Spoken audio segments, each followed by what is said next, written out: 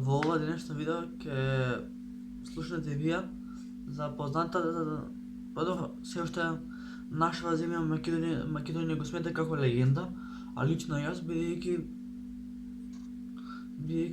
сум слушал негови, ако можам да кажам, сум слушал негови зборови, негови дела и наслов на ова е почина Адми Байрам пред 3 седмици. Пред 3 седмици почина Адми Байрам. Значи човеков беше легенда од кец до кец. Значи ќе испрадене со мирна душа. Таа според мене ќе ви кажам нешто вака. Животот се живее до последен ден. Да. Видејќи како таа брат он починал друген или не, за неколку години и јас ќе почнем, значи никој не е вечен, што се вика дрво што е па не е вечно. Така да животот се живее до последен патем. Живеете во секој ден кој да ви е прв и последен. Да. А ние можеме да почнеме со видеото, ставете лайк, subscribe и поддржите го видеото заради нашата легенда Адми Байрам. Доста замарам, започваме со видеото кој го има наслов почина Адми Байрам. Да. Слушате вие, а јас ќе кјутам. Вие ќе слушате, јас ќе кјутам. Изволи дожи, цепај. Почина Амди Байрам, 64 годишниот поранешен пратеник имал проблеми со срцето. Тој рано утрово бил префрлен во една приватна клиника, но извори оттаму велат дека кога пристигнал веќе бил починат, па лекарите само констатирале смрт. Дали бил позитивен на ковид дополнително ќе се утврдува. Амди Байрам ќе остане запаметен како вистинска легенда на македонската политичка сцена, на која како пратеник се задржа безмалку 2 децении. Иако имаше завршено само средно образование, успеа дури 7 пати да ја добие довербата на граѓаните и да биде нивни пратеник во македонското собрание. Се водеше од девизата "Јас сум секогаш со власта". Јас сум кажал, тоа не го кријам јавно, на говорница сум го кажал, овој треба да бидам со власт. И беше доследен на својата девиза. Во својата долга политичка кариера беше во коалиција со буквално сите лидери. Почна во 94-тата во коалицијата на Црвенковски.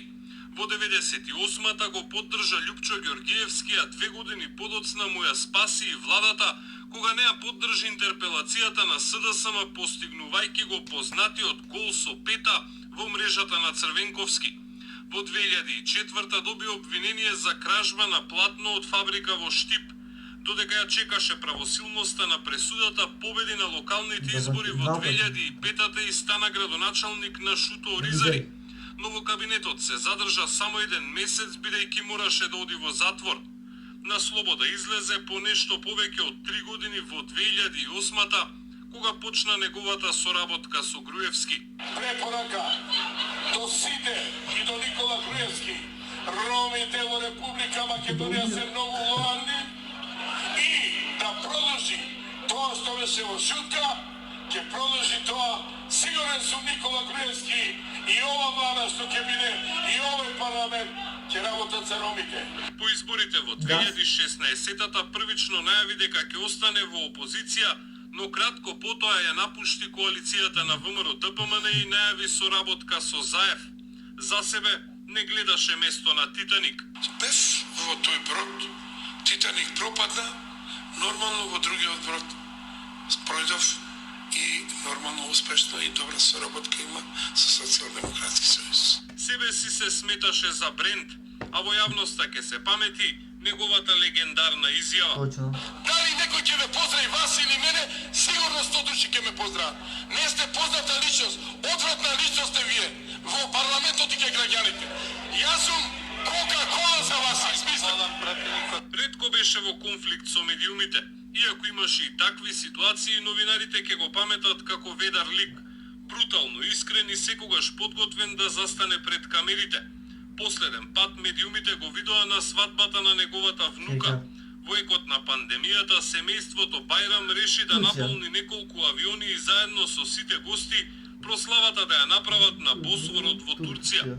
Некронисаниот ромски крал во Македонија во последните неколку години имаше сериозни здравствени проблеми, на кои до последниот ден не им дозволи да му застанат на патот на неговиот принцип дека животот се живее до последниот ден. Александар. Слушате ли?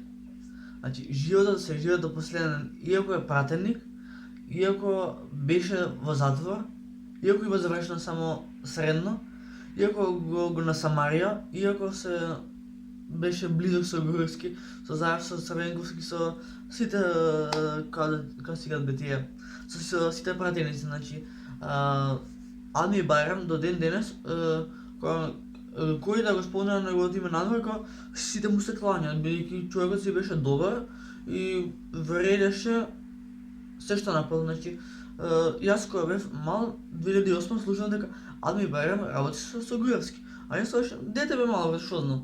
И буквално човеков беше брутално искрен и цело време се држеше до тоа дека он е на страната на власта, а не на страната на криминалот. Така да Ами Байрам има сега внука што е омажена, беше со неговото семејство во Турција, па бил близок со Заев, со Груевски, со Црвенковски, со Талат Џафери, со Шуто Ризари, се живодио, значи човекот се беше легенда.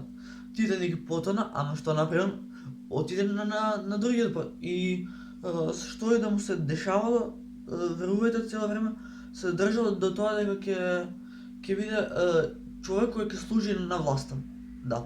Тоа е Ами Байрам кој е починат пред 3 седмици и легенда брат почива во мир, иако си муслиман не те хейтам, туку само ти кажам дека си останал доследен на тоа што го збориш.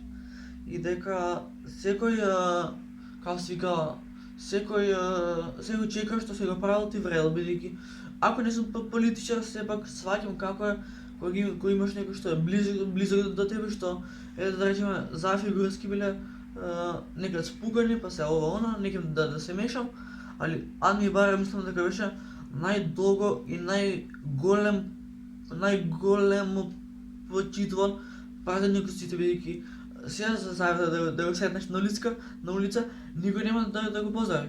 А да го сретнеш од дека Ами Байрам, па брат, нормално ќе иде газ. Тоа е тоа за видео.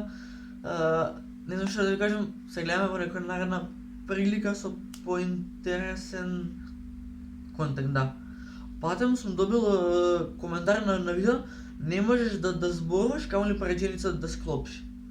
Па братче, ради тој мој проблем со говорот, ти можеш да ме слушаш како пеам, а не да ми хейташ. Така, идеме тука вака. Пис, бро. Ами Байрам иде газ. Зошто му се смеам на човекот?